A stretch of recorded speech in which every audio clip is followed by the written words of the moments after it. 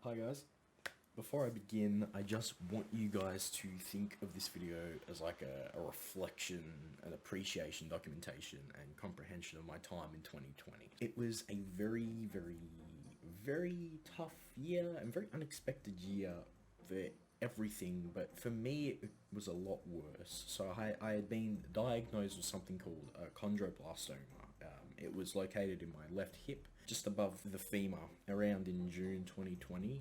Before then, I had been traveling with family in February to the wonderful Philippines, staying in the capital, Manila, and then heading to somewhere called the Villa Escudero Resort in a place called Tiaong. It's in the Philippines, and that's where I was the best man at my cousin's wedding. So it was my first time traveling international, and it would only make me want to do it more. In March, I commenced studies and basically went back to work, and I was a swimming teacher and I was studying part-time teaching, so my job and my uni course was correlating, going hand in hand, and it just couldn't have been better. I was really enjoying it, but then March 16th will probably be the last day I do shift work as a swimming teacher because COVID hit. So around like the same time, I was suffering with like knee pain, back pain, thigh pain, and just joint pain in general, just around that leg area. Nothing to do with the hip though. I did see a physio for it, and he gave me some exercises to do, and it seemed to have just really calmed it down, which was good. Like I didn't expect the physio to actually work straight away, which was good. In May, the year had gone from enjoyment and employment, so traveling, working, studying, to maybe just tolerating it because COVID hit and restrictions started to come in place. And then basically it kind of just hit rock bottom because I was told after a few appointments with my GP and seeing a specialist and going for tests that I'd need to be on crutches for at least the rest of the year, which was it was shocking. Further tests in June or July showed the reason why I was on crutches for the rest of the year, and it was all thanks to a tumor situated in my bone, which had been causing me grief after all these years of struggling to run, walk, even stand. So like I'd always had back pain, well, leg pain mainly, and my feet always were sore, and this was the reason why. The tumor was benign, so it's a word to describe that it isn't cancerous or deadly, so it isn't going to kill me, but it's still an active tumor. So if I put any weight on my leg, then the pressure will be enough to cause the tumor to shatter the bone. Hence why I was on crutches straight away. No one wanted to risk that. And basically, if I did shatter my bone, it would threaten to halt my ability to walk forever, which if you think about it, is fucking scary. Holy shit, yeah. So I'm glad everything happened when it did. So swimming had been my main form of exercise and was often my favourite thing to do. Running and walking were more hindrances for me, as I would often get leg pain shortly after like activities such as running and whatnot. So after we were told that I'd need basically my whole leg cut through, I was put into category 2P in the public system, which was standard for 2 priority. So I wasn't category 1 because category 1 are cancer patients and people who have deadly things where if nothing's done about it straight away, it can kill them. So I was category 2 because it wasn't going to kill me, but it was still a priority because if this tumor grew, it would just kill my ability to walk. So COVID-19 was still a thing. It was an obstacle everyone just needed to overcome. I was turned away from surgery the first time, so I was meant to go in on the 28th of July because I returned a high 37-degree reading. So at the time, COVID tests were just a big deal.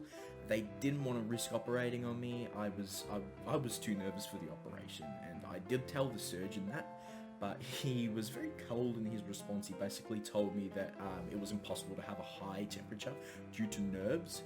Yeah, and when I told my parents that, they were just furious, and they were really on edge because, how long were they going to hold me back for? How long were they going to postpone the surgery for?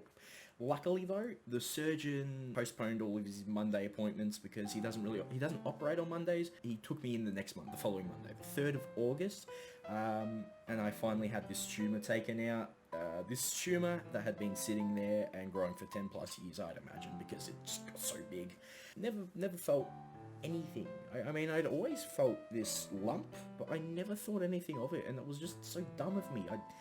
And now I know why there was a lump there. It's because it was a big tumor in the bone, not even outside of the bone, in the muscle. It was in the bone, and so basically he had to cut through this my skin, some tissue, a muscle called the gluteus medius, which basically is in charge of your hip abduction, so your leg going from side to side. So I still struggle to do that because they've had to cut through that muscle, and he's had to cut through the bone, so basically to fill in the hollowed out bone, because the tumor that was in there was taken out. So there's hollow bone in there, and he's needed to fill that in with bone graft, which is basically concrete for the bone. It's the nutrients and everything that goes into the bone, and unlike concrete, bone graft takes 6 to 12 months to set. Concrete takes 24 to 48 hours to set. So I had some serious rehabilitation to commit to. My stay in hospital was just as grueling. I celebrated my birthday in depressing style over my stay. I couldn't have any visitors because I had major surgery during a fucking pandemic.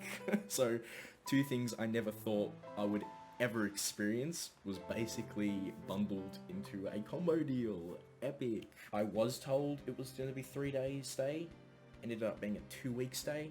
I was let off a couple of days earlier because we actually had someone in my hospital ward with a case of COVID. So I was tested, I was negative for the 3rd time after being tested flipping so many times in hospital.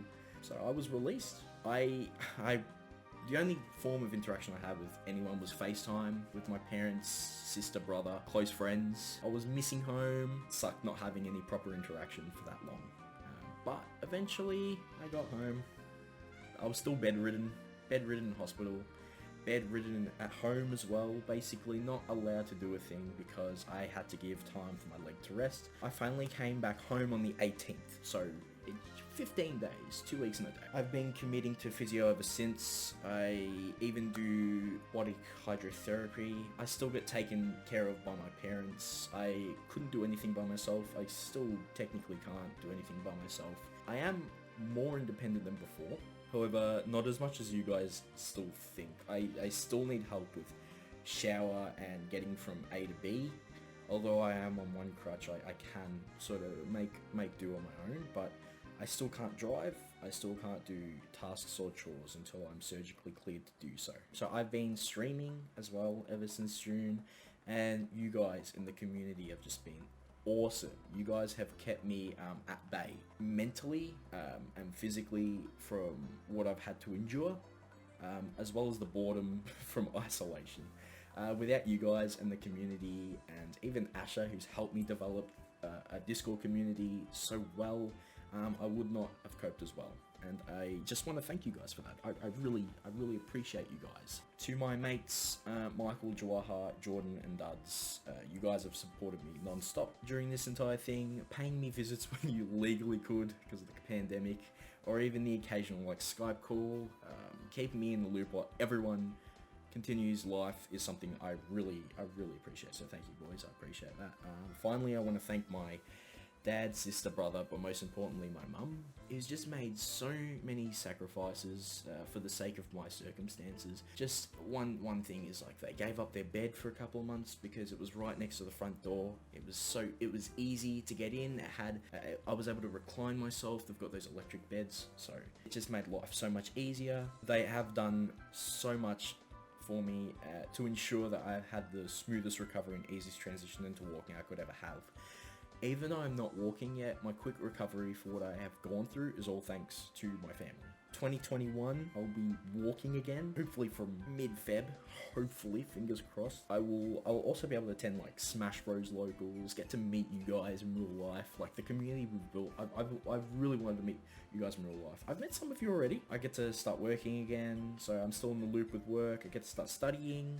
And when COVID-19 dies off, I can actually start traveling to international. So that's going to be sick. I hope you guys do take some form of understanding away from this. And I hope that those that didn't understand my situation kind of do now. But if you don't, that's still okay.